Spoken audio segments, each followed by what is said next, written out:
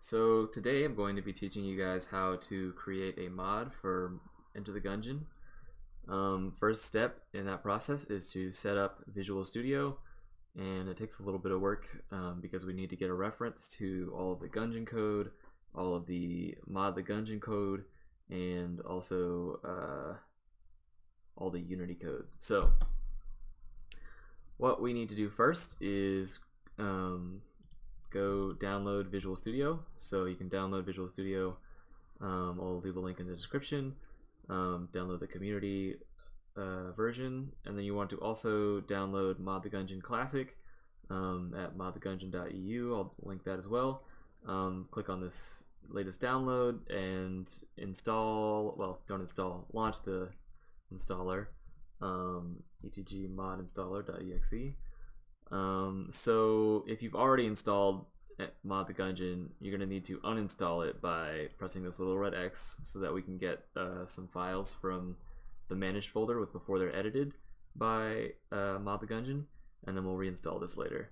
So go ahead and uninstall it, minimize that, we'll come back to that later, and then launch Visual Studio. So we're going to launch Visual Studio, we're going to create a new project for our mod. So we'll go to new, we'll go to project, we'll select class library.net framework. It's inside installed Visual C, and then you can go to class library.net framework. We'll name our mod example mod for now, and we will set it to .NET framework 3.5.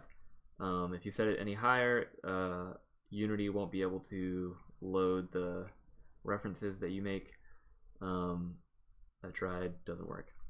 So 3.5, then check create directory for solution, and then hit OK. This will generate for us a new class. This is going to be our module class. It's going to be kind of like the driver for everything. You can rename it if you want. I'm going to rename mine test module and hit yes. Alright, so before we can start coding inside this and doing anything of significance, we're going to need to get some references to the code. So on my desktop, I'm going to create a new folder called dependencies. It's just one letter too long. So I don't actually recommend that you create this on your desktop, because if you decide to move it at some point in time, Visual Studio will freak out at you and be like, where did you put it? Where'd you put all my references? So put it somewhere that you're not going to have to move it very often. I'm just doing this for example purposes. So I'm going to crack open dependencies, and then I'm going to go fetch the dependencies that I need from the Steam folder for Enter the Gungeon. So let's go here to Steam, or let's program files 86, Steam, Steam apps, common, Enter the Gungeon. Then we'll open up ETG data, we'll go to managed, and then there's two files that we need in here for right now.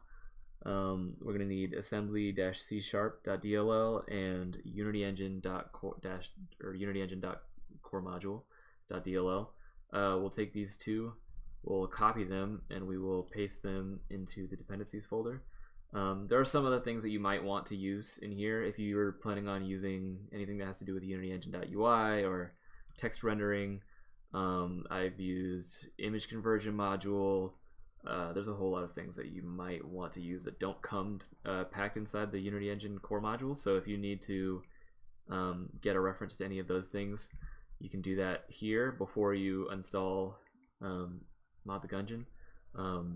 And if you do end up needing them in the future, you're going to have to uninstall Mod the Gungeon, because Mod the Gungeon will update them to .NET Framework 4.0, which is too powerful for us.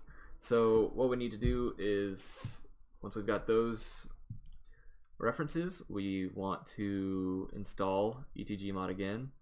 What that's going to do is it's going to generate some new files inside of our managed folder.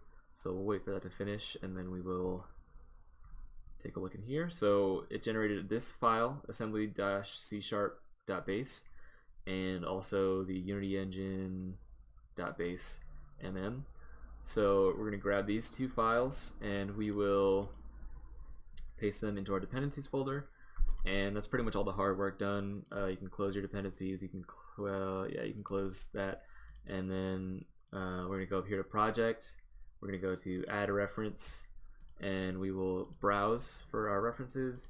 We'll grab all of these, hit add, all of these should be checked now, hit OK, and now we should have a nice long list of references there.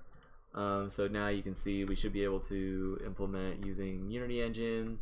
We should be able to use Unity or using ETG, GUI, stuff like that.